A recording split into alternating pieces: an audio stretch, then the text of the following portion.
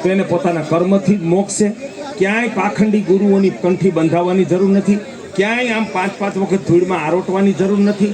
તમે નિષ્ઠાથી કર્મ કરો, એ જ ઈશ્વરની ભક્તિ છે, એ જ દેશ ભક્તિ છે, એ જ સંસ્કૃતિ ભક્તિ છે, એ જ સમાજ ભક્તિ છે।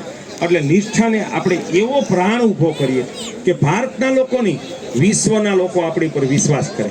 ભારતમાંથી વિશ્વમાં ગાયનું ઘી જાય, ભારતમાંથી વિશ્વમાં ગાય આધારિત પ્રાકૃતિક કૃષિના અનાજ ને બધું જાય, તો ખેડૂતનું કલ્યાણ થશે થશે ને થશે। એટલે ગામડાને બચાવવાનો પહેલું જો કોઈ યજ્ઞ કર્મ હોય તો આમાં ધનવાન લોકો ગામમાં સારા ઉત્તમ જાતના દેશી કુળના વૃક્ષો વાવો।